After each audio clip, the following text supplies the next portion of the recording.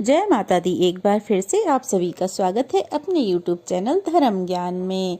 गुप्त नवरात्रि के पहले दिन माँ दुर्गा के शैलपुत्री रूप के साथ साथ 10 महाविद्याओं में से एक महाविद्या माँ काली की पूजा की जाती है। गुप्त नवरात्रि में माँ की पूजा गुप्त रहकर ही की जाती है। जो लोग उपवास रखते हैं उनके उपवास का पता भी किसी को नहीं चलना चाहिए। और गुप्त नवरात्रि में कहा जाता है कि जितना आप अपनी पूजा को गुप्त रखेंगे, पूजा की सामग्री को गुप्त रखेंगे, उतना ही ज़्यादा आपको पूजा का फल प्राप्त होगा।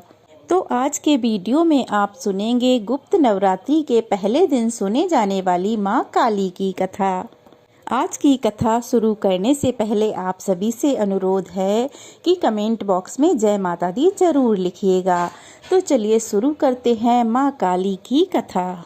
पौराणिक कथा के अनुसार एक बार दारुक नाम के असुर ने ब्रह्मा जी को प्रसन्न किया।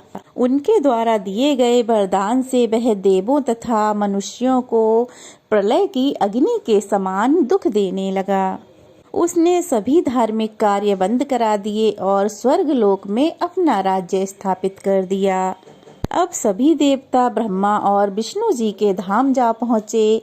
तब ब्रह्मा जी ने बताया कि वह दुष्ट केवल एक स्त्री के हाथों ही मारा जाएगा।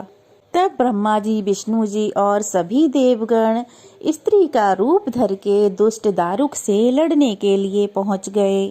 परंतु वह दैत्य तो अत्यंत बलशाली था। उसने उन सभी को परास्त कर वहां से भगा दिया। इस प्रकार पराजित हुए सभी देवगण भगवान शिव के धाम कैलाश पर्वत पर जा पहुँचे और उन्होंने भगवान शिव को दैत्य दारुक के विषय में बताया।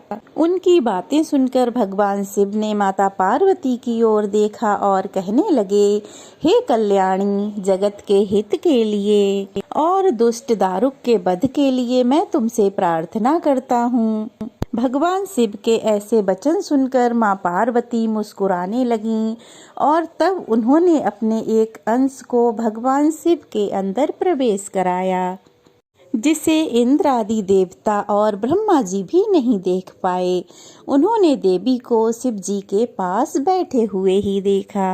आदि शक्ति का वह अंश भगवान शिव के अंदर प्रवेश करते हुए उनके कंठ में विष से अपना आकार धारण करने लगा और विष के प्रभाव से वह काले रंग में परिवर्तित हो गया। भगवान शिव ने उस अंश को अपने भीतर महसूस कर अपना तीसरा नेत्र खोल दिया। तब उनके नेत्र द्वारा भयंकर विकराल रूप वाली माँ काली प्रकट हुई। माँ काली के ललाट में तीसरा नेत्र और चंद्र रेखा थी। कंठ में कराल विष का चिन्ह था और हाथों में त्रिशूल और नाना प्रकार के वस्त्र और आभूषणों से वह सुशोभित थीं।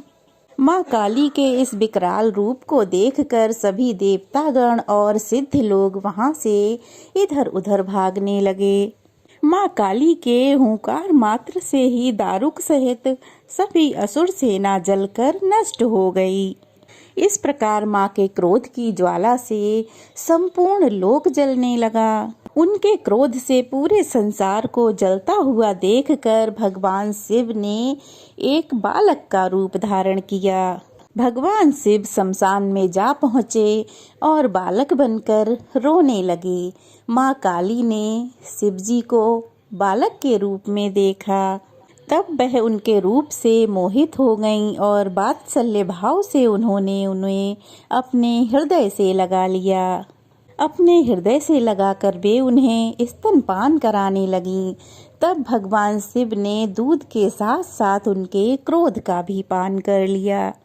उनके उस क्रोध से 8 मूर्ति प्रकट हुईं, जो कि क्षेत्रपाल कहलाईं। भगवान शिव द्वारा माँ काली का क्रोध पी लिए जाने के कारण वह मूर्छित हो गईं।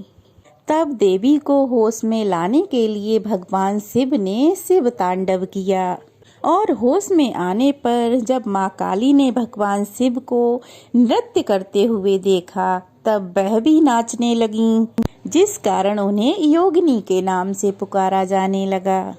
माँ काली की 10 महाविद्याओं में से माँ काली को प्रथम महाविद्या के रूप में पूजा जाता है। माँ काली का रूप भले ही भयानक हो, डराने वाला हो, लेकिन माँ काली सदा अपने भक्तों की रक्षा करती हैं। जो भक्त सच्ची श्रद्धा से इनकी पूजा करता है और गुप्त नवरात्रि में गुप्त तरह से व्रत उपवास करता है, माँ काली की कृपा ऐसे भक्तों को और उनके परिवार को सदैव प्राप्त होती है।